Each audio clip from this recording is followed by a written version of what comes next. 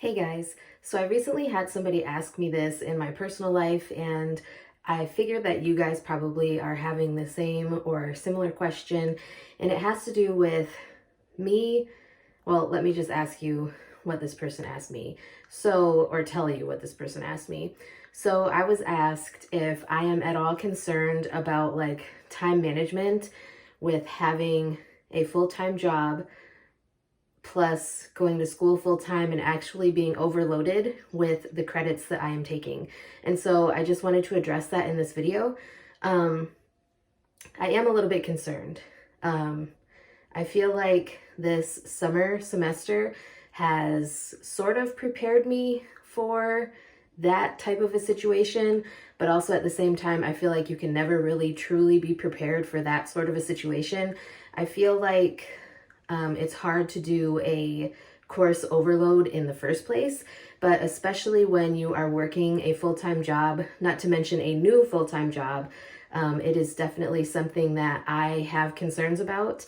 I definitely plan to create a dedicated study space where I'm not just at the kitchen table, in the middle of everything, where I can hear what's going on in the living room and in the kitchen and downstairs and all around me. I need a dedicated study space. So for the fall semester, I definitely plan to have a dedicated study space created. And I'm also kind of worried about like if I'm going to be able to dedicate enough time to like proper self-care, because I think when you're working a full-time job, especially when you're starting a new full-time job, I feel like self-care becomes even more important if that's possible. I believe that self-care is very, very important in the first place, but it becomes even more important when you're starting a new job, when you're going from part-time to full-time, because that's what I'm doing. My church secretary job was a part-time job. My work from home, chronic care management and remote patient monitoring job was not part-time, but I was able to make my own schedule. Obviously, with this new job as a special ed paraprofessional, I am not able to make my own schedule. That will be set for me, and I will have to basically go on the academic calendar plus the professional development days that the school requires us to do. So there's a lot of things to take into consideration.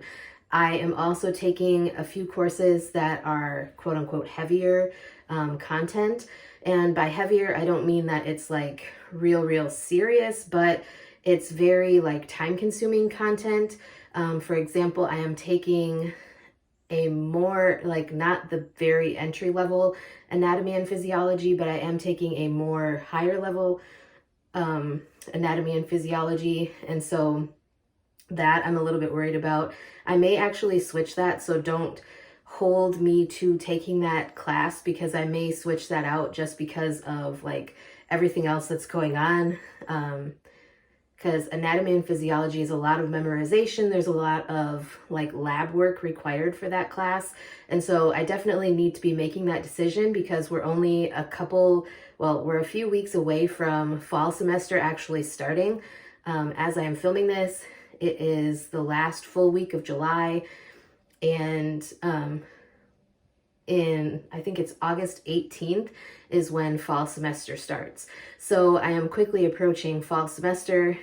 Fall semester actually starts before my job starts. I don't think the first day, I still haven't gotten it, but my stepsister also works at the school that I work for, and she has told me like the first professional development days are like the 20 something to the 24th or something like that of August for like professional development for staff at the school. And the actual school year doesn't start for like students and everything until August 29th. So hopefully I find out soon like when my actual first day of work is, but until then I'm just kind of going with the flow and doing what I can to get prepared. Like I said, I don't think that you can fully prepare for something like this, only because it's very hard to do that when you don't really know what your schedule is. You don't really know like how much time you're going to have to commit to each class and things like that. So I am concerned, but at the same time, I'm trying not to let my anxiety take over, because you guys know that I have an anxiety disorder and I could very, very easily spiral down into that negative space where I let my anxiety take over and I worry about everything constantly. I will probably worry about everything constantly regardless. So I don't need to put all that extra pressure on myself, worrying about like school and my job at the school and all this other stuff too. So like I said, I am concerned about it, but at the same time, I'm trying to just like create a plan for myself and create a dedicated study space. Like I said, if you guys are interested in that, I will probably be filming like what my study space is and like what I am doing to set it up. I haven't even started, which is kind of scary because like I said, fall semester starts in a few weeks, but I definitely need to get on that. So yeah, I know this is a short video, but I don't feel like it really needs any more time to talk about like the fact that I am concerned about like time management.